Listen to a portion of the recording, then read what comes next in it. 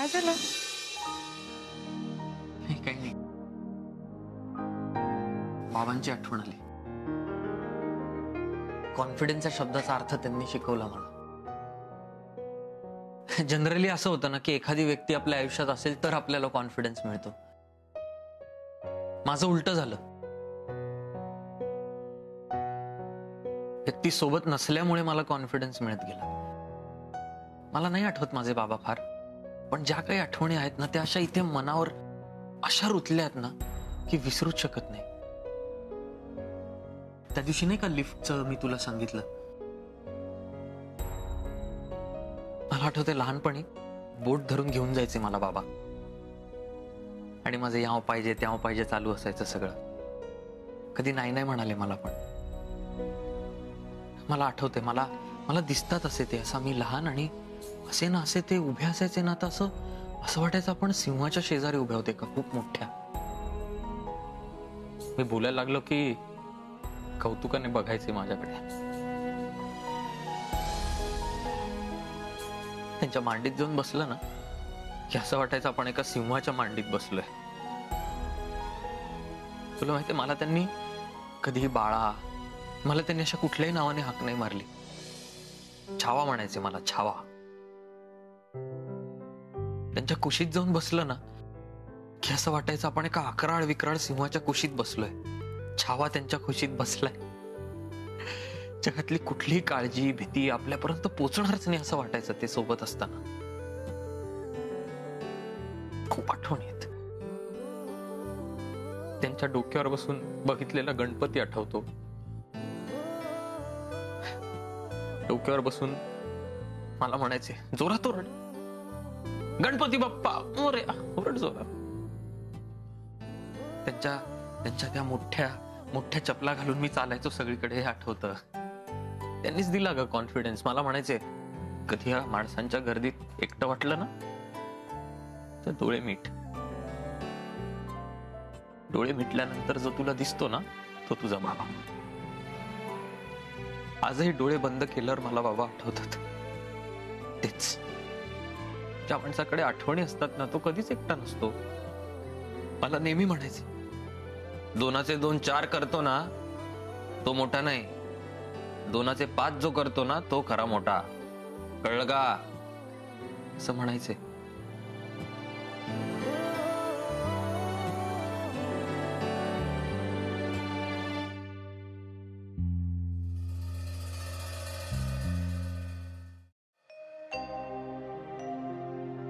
लक्ष्मी, बडशे पान का जरा. आणते आणते.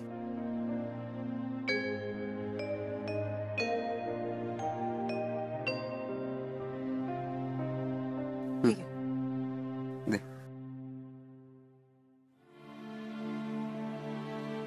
हे बघ, झोपलाय. झोपू द्या होते. जेव्हा बघा तेव्हा झोपलेला असतो, नाही तर मोबाईल मध्ये असतो. कमवायची तर काहीच अक्कल नाही.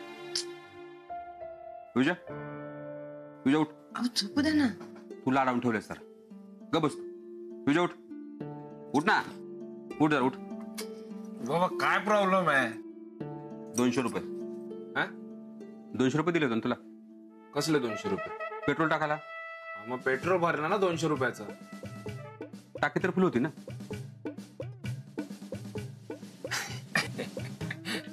हसायला काय झालं? नाही, मी टाकलं होतं बाबा पेट्रोल. टाकी तर फुल केली ना मी. मग अहो पेट्रोल काय खिशात टाकलं का? अहो नाही बाबा. पावती कुठे? काय पावती? अरे बापरे, कारोबार झाला का? नाही नाही, मी ते विसरलो. हा ना, तू विसरलाच असं करतोस ना तू. नाही, ते खरं विसरलो बाबा. कुठे पावती कुठे? नाही, पाकिटात होती वाटतं. पावती कुठे आहे? अहो किती प्रश्न विचारताय? ही वेळ आहे का हिशोब विचारायची? आणि चोर असल्यासारखे काय प्रश्न विचारताय? मुलगा आहे तुमचा तो. माहित आहे, चोर नाही माहित आहे मला, पण ना प्रत्येक गोष्टीचा हिशोब देता आला पाहिजे ना. एक एक रुपया आपण कुठं खर्च करतो ना ते कळायला पाहिजे. कमवायची तर काय अक्कल नाही. तू स्वतः कमवायला लागशील ना त्यावेळेस कळेल तुला. हे बघ, तू मला किती पण पैसे माग, मी तुला पैसे देईन, पण सगळ्या गोष्टीचा हिशोब देता आला पाहिजे तुला. जा.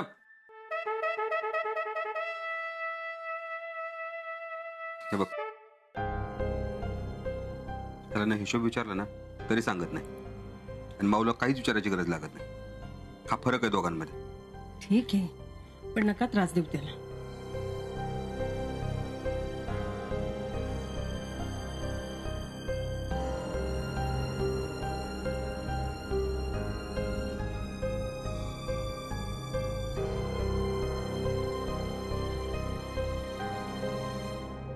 कुठे असतात ते?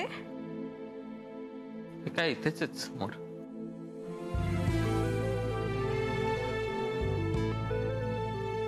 बाबा बाबा, त्या दिवशी पकडलेलं त्यांचं पोट घट्ट धरून ठेवायला पाहिजे होतं का? ते नसतं सोडलं ना तर बाबा असते आज. कारण मी अजूनही तिथेच आहे. बाबा मात्र हरवले.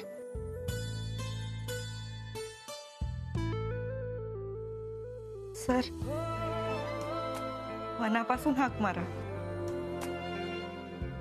त्यांना नक्की ऐकू येईल. छोटा भाई तुम्हाला नॉक नाही करतायत का? चुकलो छोटा भाई, पण काय झालं तुम्हाला? बोला. डॉक्टर भाई, काय बोला ना. म्हणजे ते काम काय सांगा. मम्मीने हलवा पाठवला.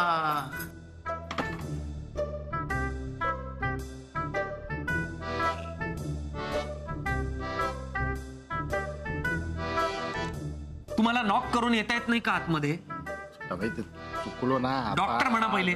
डॉक्टर भाई. हा, काय काम आहे बोला पटकन. अरे छोटा भाई, तुम्हाला गाजरचा हलवा आवडतो ना? खाल्ला हो, हलवा खाल्ला मी. कधी खाल्ला? अहो, मी आता तर घेऊन आलो ना. हा, नाही मी ते असंच बोललो. मी आलोच. तुम्ही इथेच थांबा डबा घेऊन. हा, बर. ते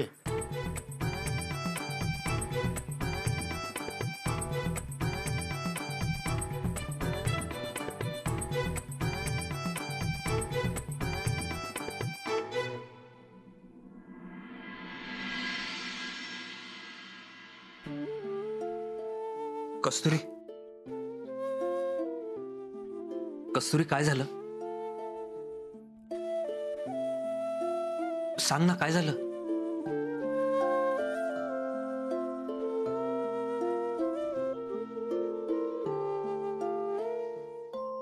बोलशील का? मला खूप गिल्टी वाटतंय. गिल्टी वाटतंय का? सॉरी सर, माझं चुकलं. मला हे सगळं आत्ताच कळलं ना. तुमचा प्रवास, तुमचा स्ट्रगल, तुम्हाला किती डिफिकल्टीज आल्या असतील. तुम्ही आता तुमच्या बाबांबद्दल बोलत होतात ना, तेव्हा मला माझ्या बाबांची पण खूप आठवण आली.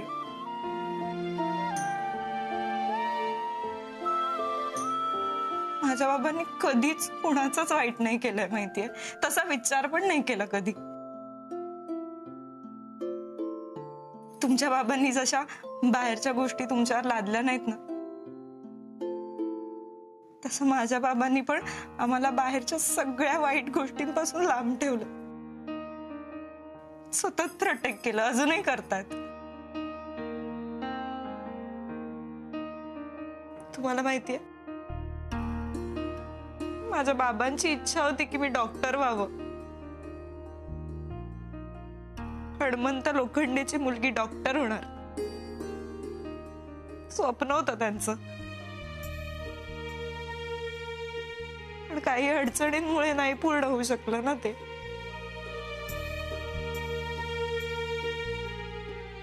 पण माझे बाबा थांबले नाही का म्हणून. त्यांनी हार नाही मानली. 4 माणसांचं कुटुंब, सगळा संसार आणि त्यात एवढासा पगार, हे सगळं मॅनेज करता करता त्यांनी मला नर्सिंगचा कोर्स करू दिला. मी आज जे काही आहे ना, ते सगळं माझ्या बाबांमुळे. ए कस्तुरी,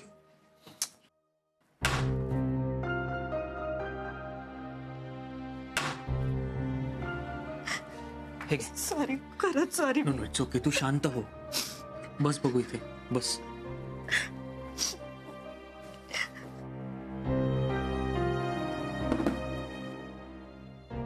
शांत हो. It's okay. मला ना एक गोष्ट जाणवली आज सर, की आपल्या दोघांच्याही वडिलांचे आपल्यासाठीचे विचार वेगळे नाही आहेत अजिबात. इनफॅक्ट माझाच विचार भरकटला होता उगाच. पण का मला सतत असं वाटायचं की तुमचं आणि त्या मम्मींचं काहीतरी नातं आहे.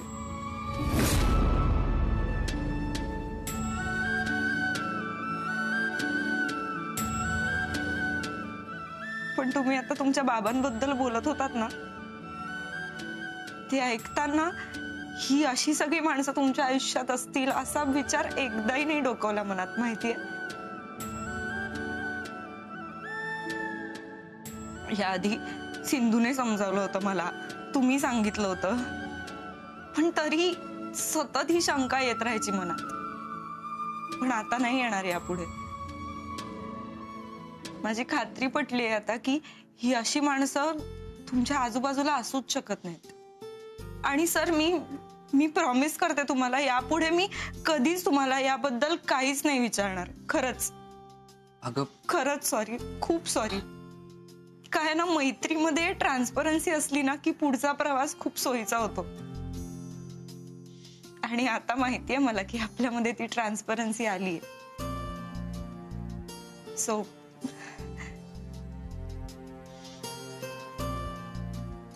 सर, तुम्ही जा आता घरी. उशीर होत असेल ना तुम्हाला, आणि आई वाट बघत असेल घरी. इथलं नका टेन्शन घेऊ, मी आहे इकडे. तुम्ही जा.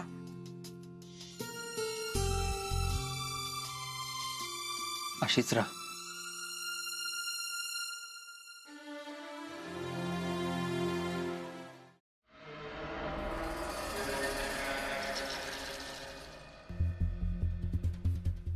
मम्मी, जेवायला वाढू का? का नवीन आली का घरात? नाही. सौरभनं खाल्ल्याशिवाय खाते का मी काही? नाही. मग का सारखी विचारती? नाही, गरम होतं म्हणून विचारलं. मग थंड होईल का नंतर? मग परत गरम करता येत नाही? हा, सौरभचा फोन. हा शिवा.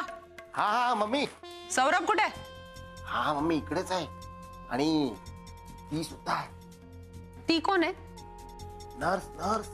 छोटा भाई डॉक्टर आहे ना, म्हणजे काहीतरी कामाचं बोलत असतील शिवा. बरोबर.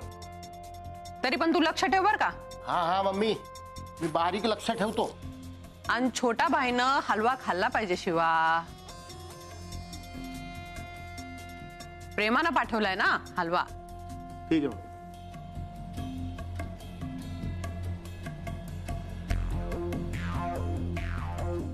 आणि मी तो एकटा कसा खाणार? हे बघ, आपलं ठरलंय ना एकत्र हलवा खायचा. मी येतोच आहे घरी.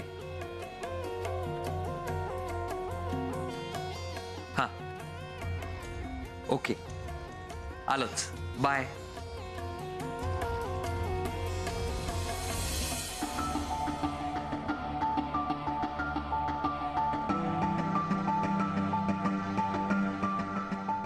हे काय, तुम्ही अजून इथेच निघाला नाही? हे काय, निघालोच आहे. आताच फोन आला होता. नीट जा. हा येस. आणि तू लक्षात ठेव, तू एकटी नाहीयेस. बाय. बाय.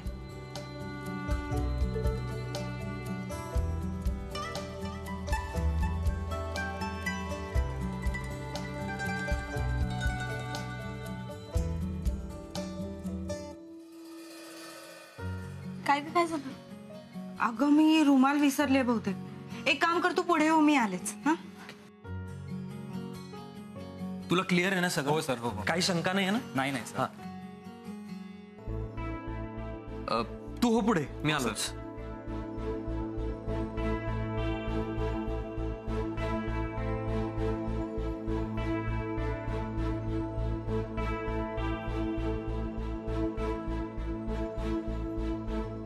अरे हाय, हाय. तू काय करतेस इथे? ते रुमाल राहिला होता ना, मग बघा गाडीची चावी. हा, गाडीची चावी शोधतो. चावी, किल्ली. मला आठवतंय मी इथेच कुठेतरी ठेवली होती गाडीची किल्ली, पण ते मला काही सापडली. कुठे होती? इथेच होती. पण मी पाहिलं होतं टेबलवर नव्हती. नाही नाही, तू नीट बघितलं नसशील म्हणून.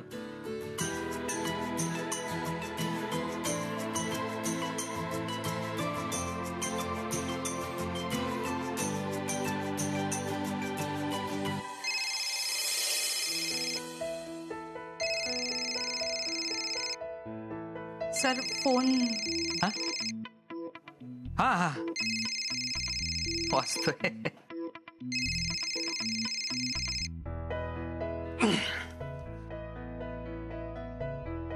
हा बोल. होय, हो लगेच येतो. बाय. घरून फोन. हा,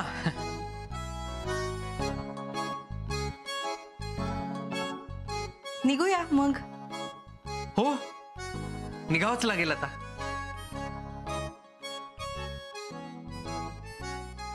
काही काळजी करू नकोस. हा, सगळे SOPs आहेत तिकडे लिहून ठेवलेले. हा, दे.